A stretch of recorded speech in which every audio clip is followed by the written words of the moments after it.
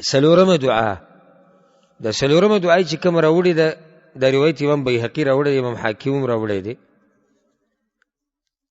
د یزید ابن عبد الله ابن رکانه ابن المطلب رضی الله عنه اغوی كان رسول الله صلى الله عليه وسلم اذا قام للجنازه ليصلي عليها، کله چې رسول صلی الله علیه وسلم یو مړی باندې جنازه کوله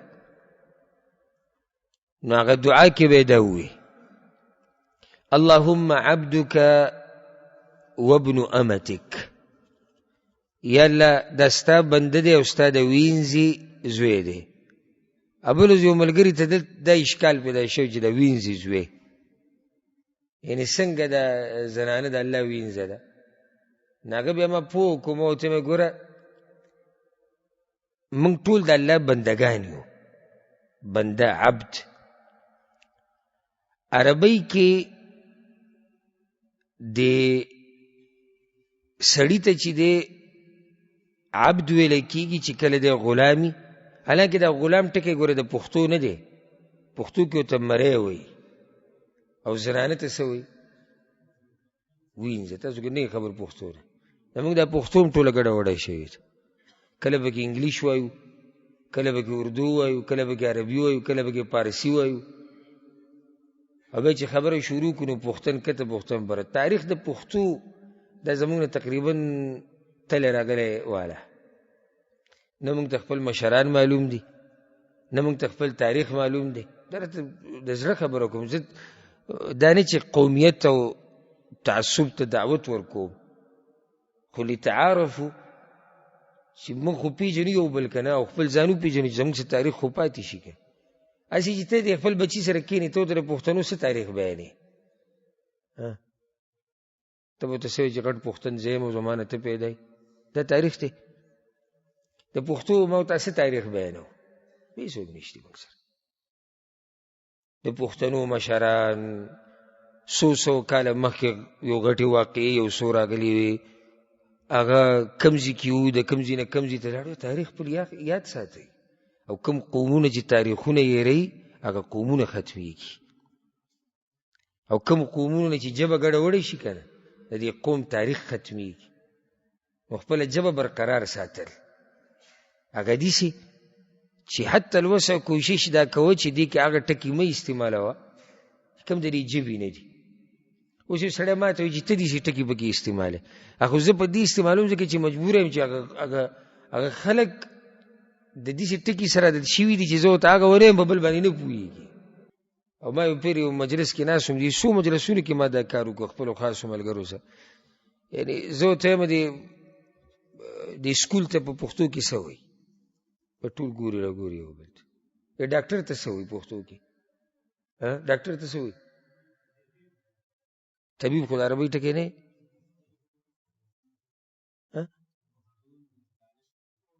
او کالج ته وایي.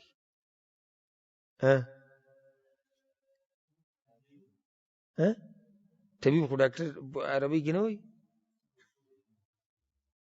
پښتو کې ورته هم وایي. حکیم خو د عربۍ ټکی دی، نه راځي. دی جواب دی نه راځي. په پښتو کې ډاکټر ته رنځپوه وایي، رنځپوه. دا خندا خبره نه ده، افسوس ده.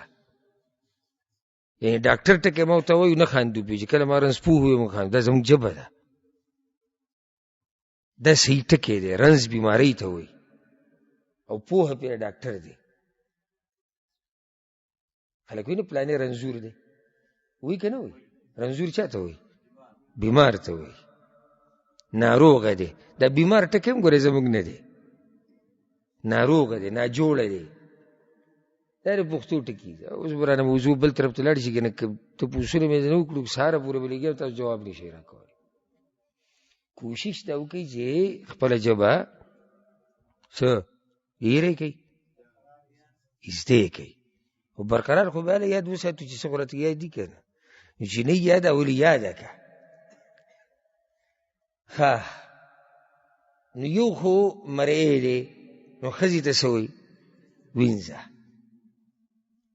نو چې بنده خو یا نارینه دی یا زنانه ده، نو زنانه ته وینځه ویلی کېږي، عربۍ کې ورته امه ویلی کېږي، امه. نو وابنو امتک او زوی ستا د وینځي امه، او وینځ هم په معنی د غلام کې راځي. اوس دې دعا ته غوږ کېږدئ ګوره، اللهم عبدک وابن امتک، یا الله ستا بنده دی او ستا د وینځي زوی دی. یعنې عجزۍ د الفاظ، یعنې تا ته چې پروت دی دا هېڅ هم نه دی. ښه دا ټکي ګورې د باچا دپاره هم ویلی کېږي. دا ټکي د درون نه درون پوښتن چې سم جیداد یي که نه، د هغه دپاره هم ویلی کېږي. دا د ښایسته دپاره د ضرورت ټولو دپاره. یا الله دا ستا بنده دی، دا چې په دې کفن کې پروت دی او ستا د وینځي زوی دی، احتاج الی رحمتک، ستا رحمت ته محتاجه شوی دی، نور هېڅ هم په کار نه راسي. رحمت ته محتاج دی. یعنې که پیسې وې د ده سره، خو دلته پیسې په کار نه راسي. زامن یې غټ غټ لوی لوی تکړه تکړه سړي ولاړ دي، خو د هغوی کار صرف ته کې پورې دی چې به ده دا خاوره واچي. قوم ورسره راغلی دی، ګاډي راغلي دي، دبدبه رعب هر څه شتي، خو د دې قبره پورې دا خوا خو څه نشتي بیا که. نو احتاج الی رحمتک، یا الله ستا رحمت ته محتاج دی. وانت غنی عن عذابه، او یا الله ته ده ته د عذاب ورکولو نه بې پروا یې. یعنې یا الله که ته دله عذاب ورکړې تا ته څه فایده پکې نشته. یا الله ته یعنې دومره غني ذات دی چې تا ته ده په عذاب ورکولو باندې څه نه میلاویږي تا ته. او دا الله قرآن کې دا خبره کړې، ما یفعل الله بعذابکم ان شکرتم وآمنتم. که تاسو ایمان راوړئ او شکر د الله ده کړئ، نو الله ستاسو په عذاب باندې څه کوي؟ الله ته څه فایده میلاویږي چې یو بنده له عذاب ورکړي؟ نو دې کلماتو ته ګوره، کوم هغه د عجزۍ نه ډک فریاد او سپارش دې ته وایي. یعنې زموږ خو زه خو دا ارمان کوم، ستاسو راته پته زه خو دا ارمان کوم زه یم که زه چې ته مړ شم چې یا الله داسې قسمې جنازه وکړي چې الله ته سم فریاد وکړي، او دا پکې ووایي الله ته چې یا الله دا بنده مونږ تا ته ایښودی دی او ستا رحمت ته محتاج دی. تاسو دا ارمان نه کوئ که نه؟ دغه 20 سکنډه جنازه غواړئ. کم یو په تاسو کې دا 20 سکنډه او 10 سکنډه جنازه غواړي؟ یو په ګلاس اوچت کړي چې ته مړ شي په تا باندې وکړي، یو هم نه غواړي. هر یو دا غواړي چې یا الله یو خو چې زه مړ شم چې جنازه په ما باندې یو داسې عالم او داسې د الله بنده وکړي چې هغه موحد دینداره سړی، او چې شاته پکې موحدین ولاړ وي صفا عقیدو والا، هغوی الله ته عاجزي وکړي. الله اکبر. او دا یو نیمه جنازه سړی ویني که نه، هغه څوک چې کوي هغه په ژړا شي الله ته، ورب الکعبه د سړي د کارمان شي چې ده په ما باندې جنازه کړی، الله ته جاړي فریاد کوي. اوس سم خیال دی، تاسو سوچ وکئ، سوچ وکئ، تا یو سړی راوړی دی مړ، کفن ته تاو دی 100 میټره، او الله ته دې ایښودی دی او جاړي، اگر رب سره سفارش نه قبلې چې تو ته دومره د زړه نه لیکي. او دا د عربو کې دا عادت دی، او زموږ په قوم کې هم شتي، بعضو پښتنو کې دا عادت شتي، یعنې چې کله چا سره غټه مسله راشي او حل کېږي نو سفارش لپسې خلک راشي، نو اکثر پکې دا خپله ټوپۍ راولي ورته کېږي. دا ټوپۍ ایښوده په ځمکه باندې، دا ګورې لویه غټه خبره ده، غټه، یعنې ډېر چېرته پته یې زه چې څنګه انسان به وي چې بیا یې ونه مني، ډېر سخت زړه والا به وي. نو څوک دا خپل پټکې راولي کېږي سړي ته، او څوک چې دی سر باندې کپړه پرته هغه کېږي سړي ته. دا ټول دې دپاره چې را مخامخ مخلوق زما دا سفارش قبول کړي. نو چې ته خپل رور دې راوړی دی، خپله ښځه، خپل خاوند ښځې راغستی دی، خپل هغه بچی دې راغستی د زړه ټوکړه، خپل پلار مور، او الله ته یې داسې ایښودی او الله ته جاړې چې یا الله دې ستا رحمت ته محتاج دی یا الله. وانت غنی عن عذابه، او یا الله ته ده ته د عذاب ورکولو نه بې پروا یې، تا ته څه ضرورت نشته. ان کان محسنا فزد فی احسانه، یا الله که دی نیک عملی نو د نیکیانو کې ورله نور هم زیاتې راوله. وإن كان مسيئا او یا الله که بد عمل یو بد ګناونه کړي او ګناونه کړي فتجاوز عنه نو دته بخنه وکړه داګې نه واوړه. یعنی یا الله که ښه کارونه کړي نو نیکیانې ورله نورم زیاتې که اشته خو به دته میلاویږي خو یا الله نورې ولم زیاتې که او یا الله که بد عمل نو د هغه ګناونو نه تیر شه یا الله یعنی معافي که هغو ته پرېږده. څومره ښایسته دعا ده. دا چاته یاده